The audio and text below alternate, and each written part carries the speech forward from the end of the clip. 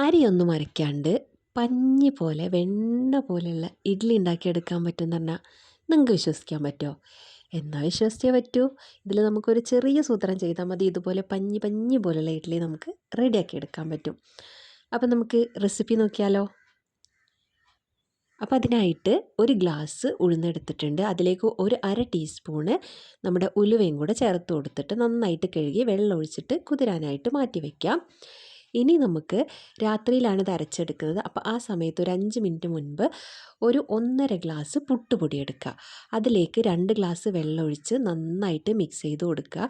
ഈ പുട്ടുപൊടി നന്നായിട്ട് വെള്ളം കുടിക്കും. അപ്പോൾ അതുകൊണ്ടാണ് ഒരു 5 മിനിറ്റ് മുൻപ് ഇത് ചെയ്യാൻ പറയുന്നത്.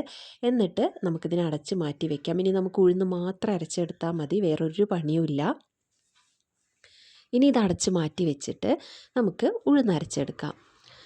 അപ്പോൾ ഇതാ ഉഴുന്നിലെ വെള്ളം ഒന്ന് മാറ്റിയിട്ട് ഉഴുന്ന് ഇതിലേക്ക് ഇട്ട് കൊടുക്കാം. നമുക്ക് മിക്സീൻ്റെ ജാറിലേക്ക് ഇട്ട് കൊടുക്കാം. ആ ഉഴുന്നിൻ്റെ വെള്ളം കളയരുത്, അത് വെച്ചിട്ടാണ് നമ്മളിത് അരച്ചെടുക്കേണ്ടത്.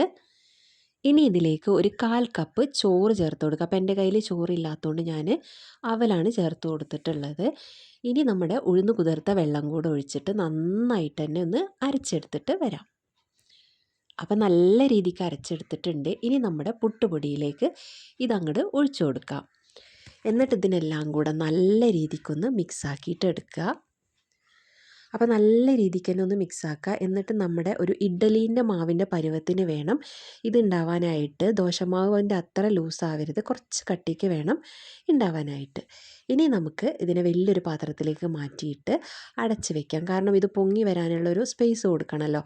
അപ്പോൾ ഇത് അടച്ച് വെച്ചിട്ട് നമുക്ക് രാവിലെ ഇത് പൊങ്ങി വന്നിട്ട് ഇനി നോക്കാം എങ്ങനെയുണ്ടെന്ന്. അപ്പോൾ നമുക്കിത് രാവിലെ നോക്കുന്ന സമയത്ത് ഇത് നന്നായിട്ട് പൊങ്ങി വന്നിട്ടുണ്ട്, പുളിച്ച് പൊങ്ങി വന്നിട്ടുണ്ട്. കണ്ടോ? കാണുമ്പോൾ തന്നെ അത് മനസ്സിലാവും. അപ്പോൾ ഇനി നല്ല രീതിക്ക് ഇതിനൊന്ന് മിക്സ് ചെയ്ത് കൊടുത്തിട്ട് ഇതിലേക്ക് ഉപ്പ് ചേർത്ത് കൊടുക്കുക.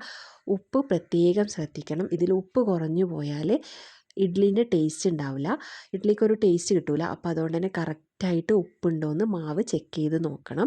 ഇനി നമ്മുടെ സാധാരണ ഇഡ്ഡലി ഉണ്ടാക്കുന്ന പോലെ എണ്ണയൊക്കെ തേച്ച് നമുക്കിതിനെ ആവിയിൽ വേവിച്ചെടുക്കണം. അപ്പോൾ ഇതുപോലെ തന്നെ ഞാൻ മുമ്പൊരു ഇഡ്ഡലീൻ്റെ റെസിപ്പി ചെയ്തിട്ടുണ്ട്. അതിന് അരി അരക്കണ്ട, ഉഴുന്നൊന്നും അരക്കണ്ട, വെറും 10 മിനിറ്റിൽ രാവിലെ നമുക്ക് ഇതേപോലെ തന്നെ നല്ല പഞ്ഞി പോലത്തെ ഇഡ്ഡലി ഉണ്ടാക്കിയെടുക്കാൻ പറ്റും. അതിൻ്റെ ലിങ്ക് ഞാൻ താഴെ കൊടുക്കാം കേട്ടോ. അപ്പോൾ കാണാത്തവരുണ്ടെങ്കിൽ ഒന്ന് പോയി കണ്ടു നോക്ക്. നിങ്ങൾക്ക് ഇഷ്ടമായാൽ കമൻ്റ് അറിയിക്കുക കേട്ടോ. അപ്പോൾ ഇതാ ഞാനിപ്പോൾ ഇതെല്ലാം ഇതുപോലെ ഒഴിച്ചിട്ട് ഒരു 10 മിനിറ്റ് നമുക്കിതൊന്ന് വേവിച്ചെടുക്കാം.